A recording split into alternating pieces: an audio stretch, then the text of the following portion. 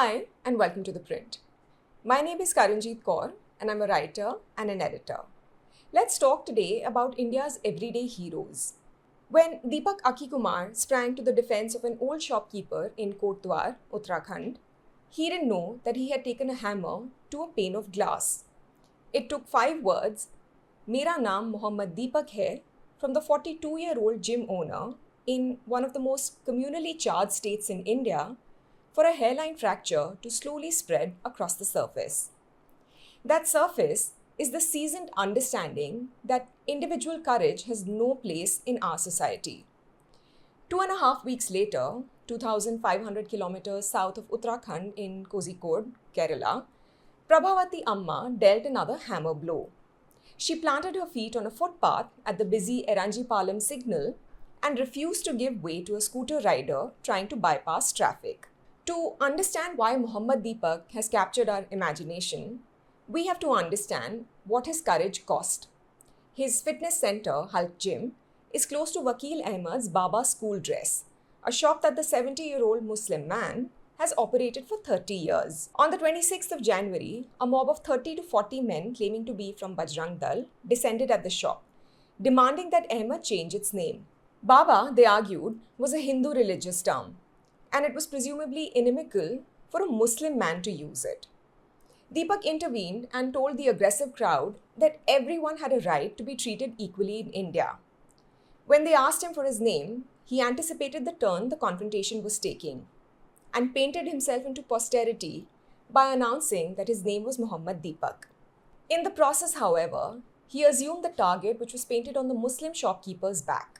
As has now become routine with such incidents, an FIR was lodged against Kumar, although cases have also been filed against unidentified men from the mob.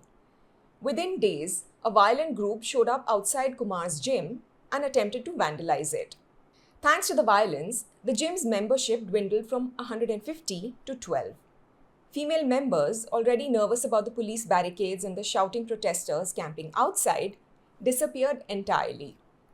Death threats have come in from the Hindu Raksha Dal, who called Kumar a secular Kida, or secular insect, the kindest label among other unmentionable things. Meanwhile, Bihar police has arrested Utkarsh Singh, a man who had announced a 2 lakh rupee bounty for his murder on social media.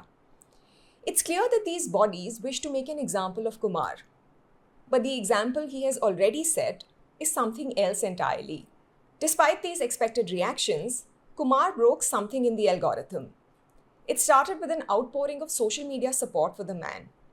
John Brittas, Rajya Sabha MP from CPIM, flew to Kotdwar and bought an annual gym membership because Kumar refused donations and charity. 15 Supreme Court lawyers followed suit and bought memberships for local youth who couldn't afford them. Several of them have also promised pro bono legal aid to Kumar. It all led Rahul Gandhi to say, "We need more Deepaks who won't bow down, be afraid, and defend the constitution. You're a babbar sher." Prabhavati Amma's story has had a different trajectory, but it is no less heartwarming. In the past, the 73-year-old had filed multiple complaints about riders using the Eranjipalam footpath to dodge traffic.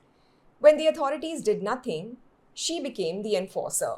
Her face-off with a scooter, captured by a social media influencer, finally caught the attention of Kerala's Motor Vehicles Department. The body honored her at her home with a shawl and stripped the rider of his license. In the process, they validated the lesson Amma was trying to impart in the first place. The footpath belongs to pedestrians. Someone just had to insist on it. Kumar and Amma remain the exceptions, which is exactly why they matter. In a country where collective complacency has calcified into a survival strategy, watching someone say no feels radical. They've inverted the bystander effect, which posits that the more people that witness an event, the less likely they will be to intervene. As onlookers, we're captivated by Kumar and Amma because we've forgotten that this was even possible. Years of competitive displays of bigotry, parochialism, and lack of civic sense have congealed into an acceptance of the status quo. We've been lulled into believing that a concave point of view is safest, turning inwards, staying defensive, and not making a fuss. The national discourse has trained us to obsess over enemies at the gates, while violations within our borders go unchallenged. Hating on Pakistan takes less courage than reclaiming a footpath. Filing an FIR against unidentified men is easier than naming the mob at your door. Our helplessness and desire for psychological safety has been weaponized against us. So we wear our cynicism as a badge of realism. But every once in a while, a 73-year-old woman will rail against haplessness and kick up a fuss.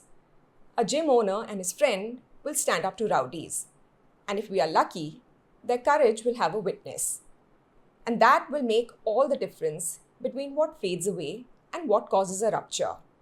In watching someone's stubbornness broadcast to us, we will be forced to reckon with our own capitulation. The pattern appears in fragments elsewhere. The delivery worker who risked his life and dove into a water-filled construction pit to save a young software engineer when no one else would. A band of local people who rallied to vouch for a poor Muslim food vendor harassed by clout-chasing ghoulish YouTubers. A spirited bunch that chased away a gang of Bajrang Dal members armed with sticks, determined to harass couples celebrating Valentine's Day. These are small acts of big bravery, briefly viral and then forgotten, that share the same stubborn DNA, a refusal to accept that this is just how things are. But a little bit of foolhardiness, it turns out, is essential for living. One person's pig-headedness can turn into a contagion of possibility. In an uneasy country, radical hope is the last seditious act.